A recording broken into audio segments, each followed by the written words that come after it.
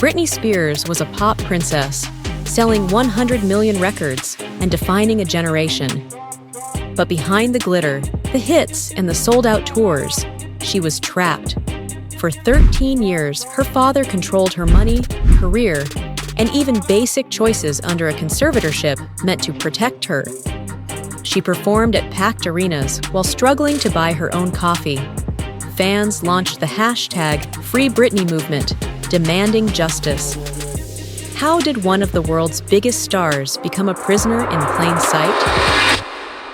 This is rich and reckless story of Britney Spears.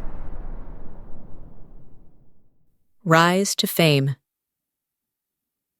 Britney Spears' story began in the small towns of Mississippi and Louisiana, where she displayed a natural talent for singing and performing from a very young age. By the time she was 11, she had already earned a spot on the Mickey Mouse Club, rubbing shoulders with future pop icons like Justin Timberlake, Christina Aguilera, and Ryan Gosling.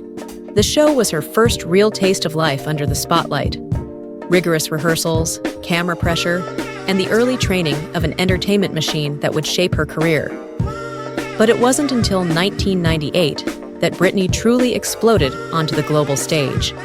Baby One More Time wasn't just a debut single, it was a cultural reset. The song sold over 10 million copies worldwide, immediately turning the teenage singer from a local talent into a global superstar. The music video, with its iconic schoolgirl outfit and choreographed moves, became a defining image of late 90s pop culture. Overnight, a girl from Kentwood, Louisiana, became the center of an international phenomenon. Britney didn't stop there. Hit after hit followed. Oops! I Did It Again solidified her status as the queen of teen pop. Toxic showcased a more mature, edgy side. And I'm a Slave for You marked her evolution into a daring performer, willing to push boundaries. Tours packed stadiums across the globe, grossing hundreds of millions of dollars. Magazines, talk shows, and award shows all clamored for a piece of her, making her the media's favorite and its most relentless subject. By her early 20s, Britney wasn't just a singer or performer. She was an empire. Her brand expanded into merchandise, perfumes, endorsements, and television appearances, making her worth over $100 million. Fans adored her as America's sweetheart, idolizing her innocence, charm, and energy. Meanwhile, the media turned her every move into a headline, scrutinizing both the glamorous and the mundane. But behind the sequins, dance routines, and glittering stage lights, pressure was mounting. The constant touring, relentless media attention, and corporate expectations began to chip away at the teenager who had once simply loved to perform. The fame that elevated her to superstardom also planted the seeds for a personal and public struggle that would soon dominate headlines and define a generation's understanding of celebrity. Britney Spears' rise to fame was meteoric, breathtaking, and unmistakably transformative. But as history would show, the higher you soar, the steeper the fall can be. Cracks and breakdown. By the mid-2000s, Britney Spears' life had transformed from glittering pop stardom into a relentless storm of scrutiny.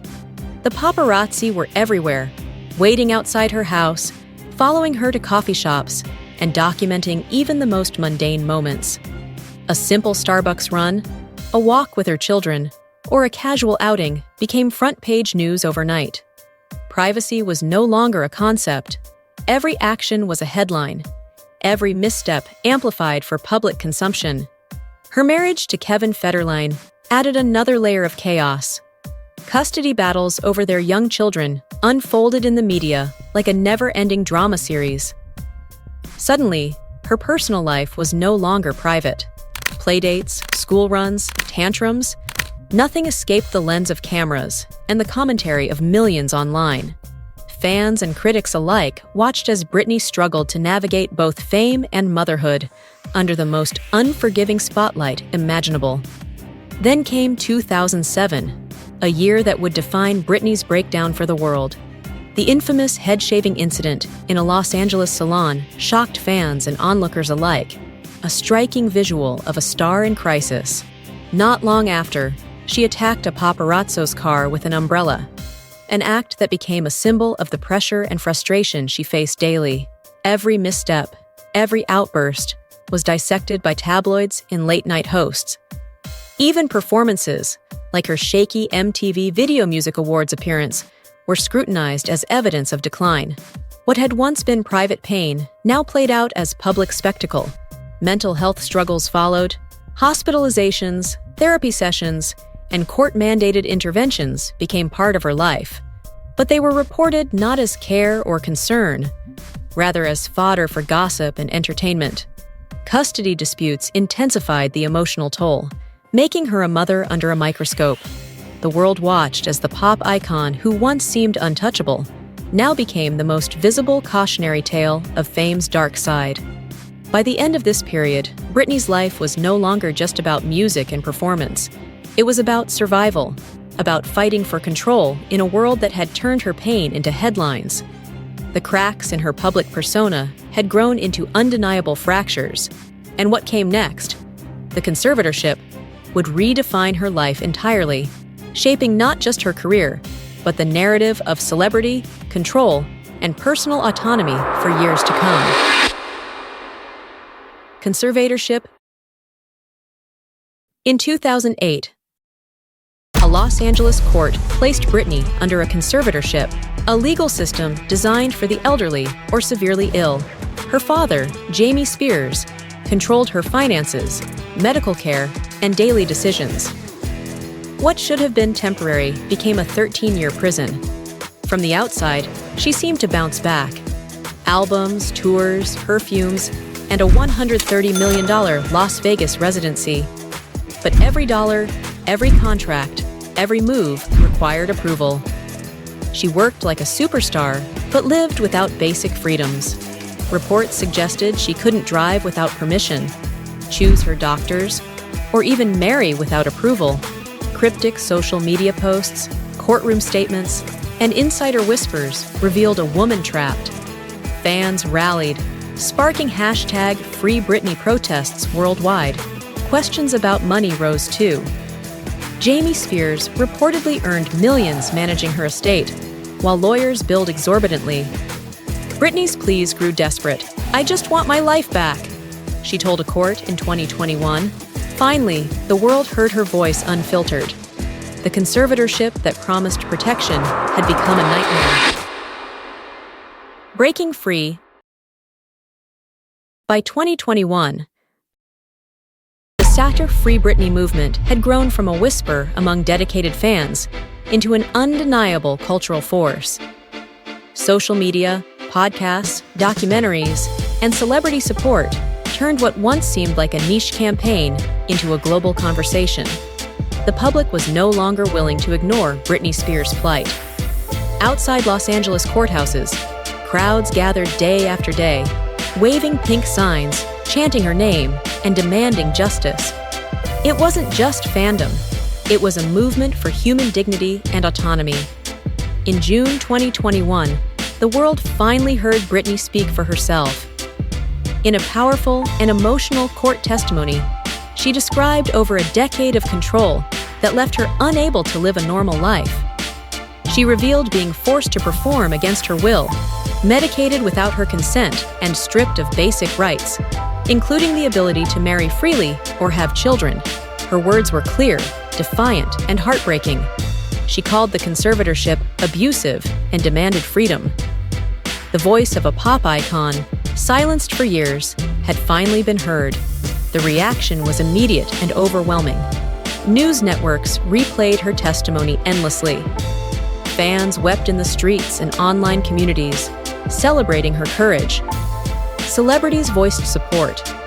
Lawmakers and journalists scrutinized the legal system, asking how such prolonged control over an adult could exist in modern America. Social media exploded with advocacy, outrage, and hope. The hashtag FreeBritney trending worldwide. By September, the court had suspended Jamie Spears from overseeing the conservatorship, and just 2 months later, after 13 long years, the conservatorship was formally terminated. Britney Spears, once legally imprisoned in her own life, was finally free to make her own choices, reclaim her autonomy, and live without a shadow of control hanging over her every move. Her victory was historic, but it carried a bittersweet weight. 13 years of her life, formative years of personal and professional growth, had been lost. Yet the moment she walked out of the courthouse, unshackled, it was more than symbolic. It was a reclaiming of agency, identity, and dignity. For the first time in over a decade, Britney Spears controlled her story. The image of her free, smiling, and in control resonated far beyond music. It became a cultural touchstone for resilience, courage, and the fight for justice. Freedom, after all, isn't just legal. It's emotional, personal, and fiercely human. And Britney had finally found it. Today, Britney Spears is free, but freedom came at a cost. 13 years of control left scars, lost time, strained relationships, and a spotlight that never dimmed. Yet she posts on Instagram, reconnects with fans, and rebuilds life on her own terms. Her story changed more than her own life. It sparked a global conversation on conservatorships, power, and the price of fame. This is rich and reckless. And if you thought Britney's 13-year nightmare was shocking, wait until you hear the story of Aaron Carter, the teen idol who lost it all in one of Hollywood's most tragic spirals. Thanks for watching.